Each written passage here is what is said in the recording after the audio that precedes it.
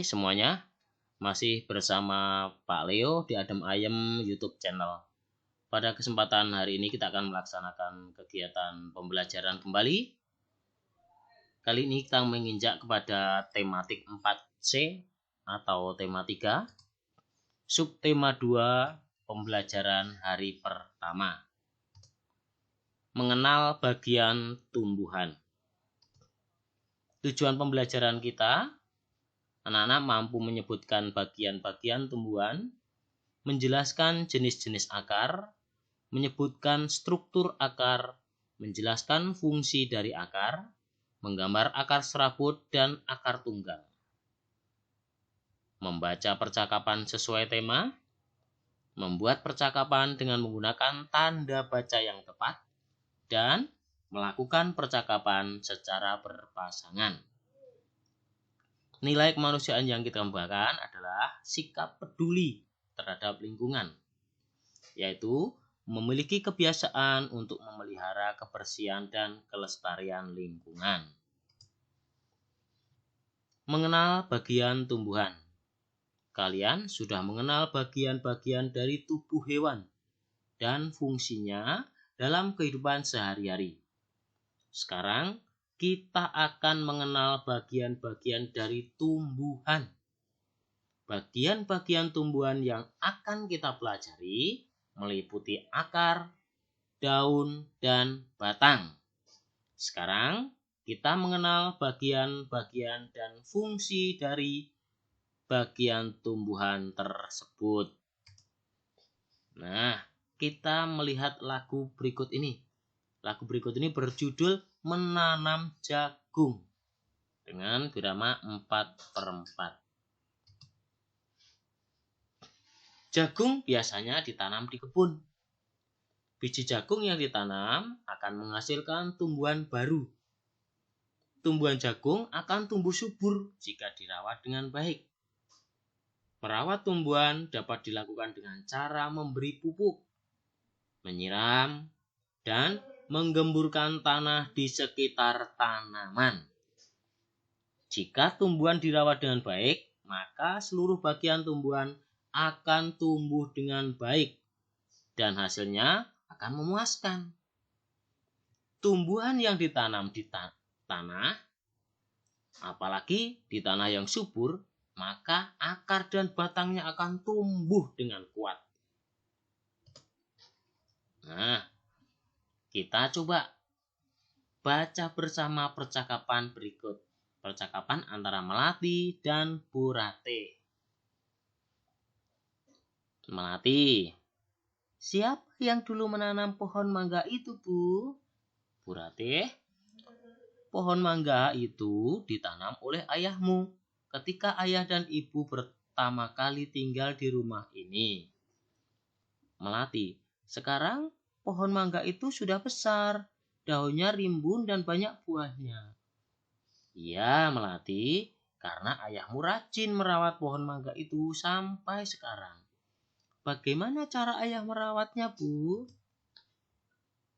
Ayahmu rajin memupuk, menyiram, dan mengemburkan tanah di sekitar pohon mangga itu.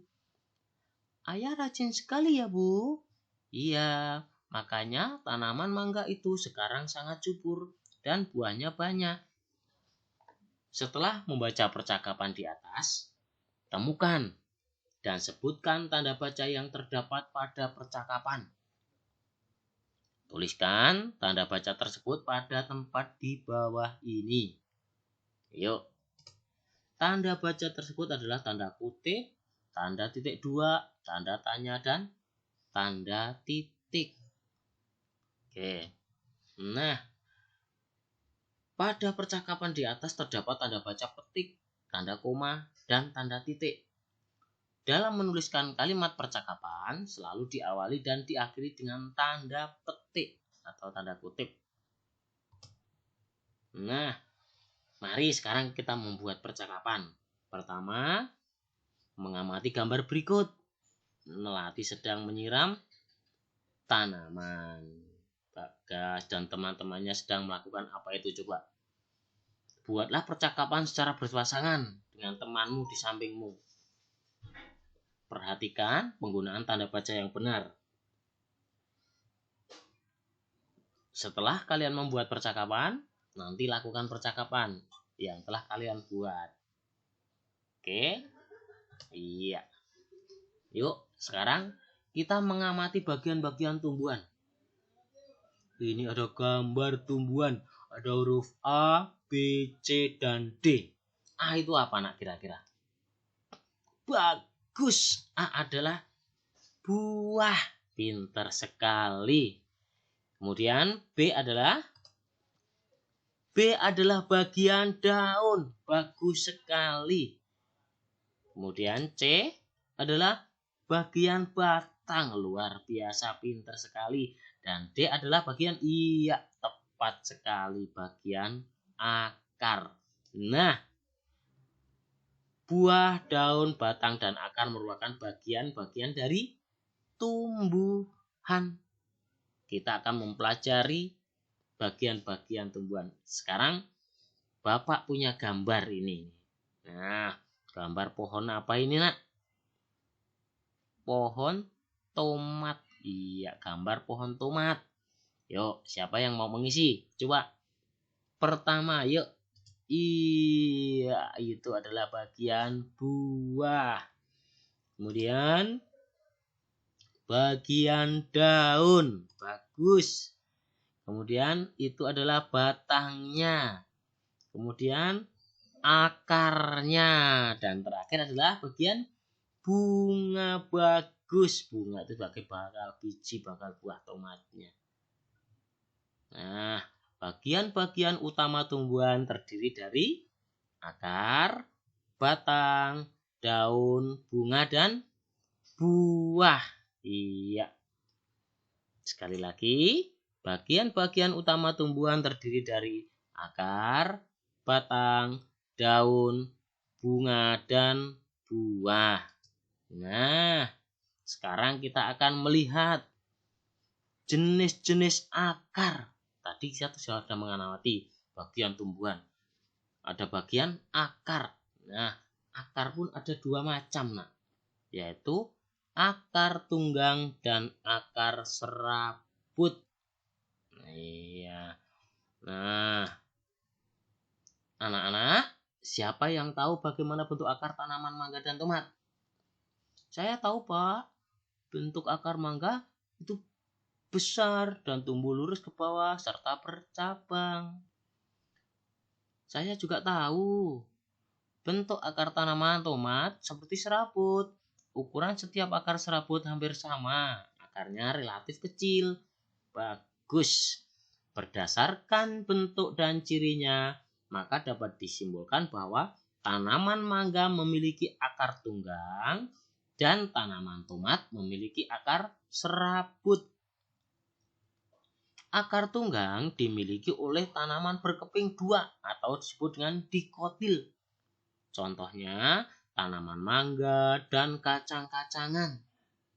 Sedangkan akar serabut dimiliki oleh tanaman berkeping satu atau yang disebut dengan monokotil. Contohnya pada tanaman tomat, jagung, dan padi. Oke, yuk. Tuliskan nama tanaman yang memiliki akar tunggang.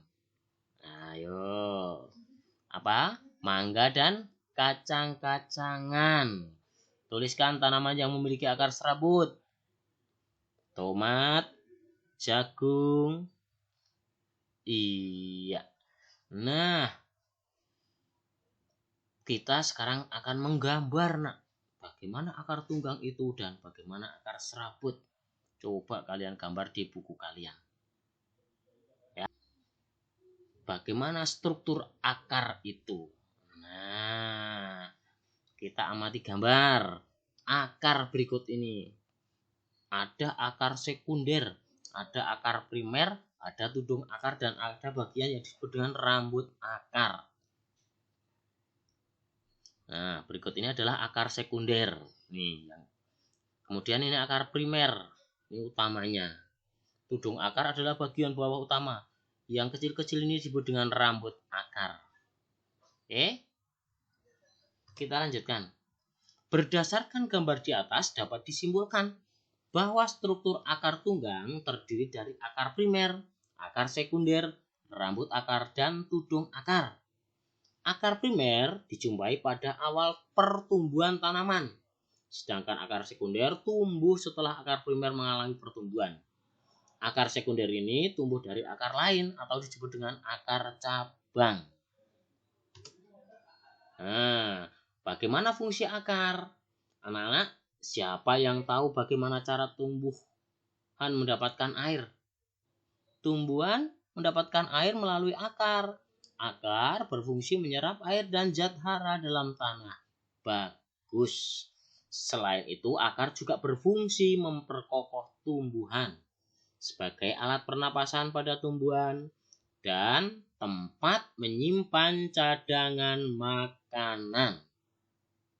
Sampai di sini dulu. Sudah paham? Ada 4 fungsi akar utama, yaitu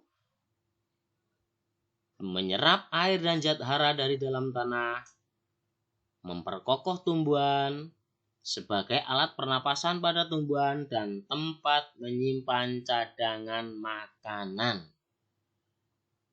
Nah, yuk, kalian sudah mengetahui tentang struktur akar. Mari menuliskan fungsi akar pada tumbuhan. Apa saja? Silakan. Diisi 1 menit. Ya, bagus. Akar berfungsi menyerap air dan zat hara dalam tanah, memperkokoh tumbuhan sebagai alat pernapasan pada tumbuhan, dan tempat menyimpan cadangan makanan. Bagus. Iya, kita akhiri pada kesimpulan. Tanda baca yang digunakan pada percakapan yaitu tanda titik 2, tanda petik, dan tanda titik. Dalam menuliskan kalimat percakapan, selalu diawali dan diakhiri dengan tanda petik. Akar tunggang dimiliki oleh tanaman berkeping 2 atau dikotil. Contohnya, mangga dan kacang-kacangan.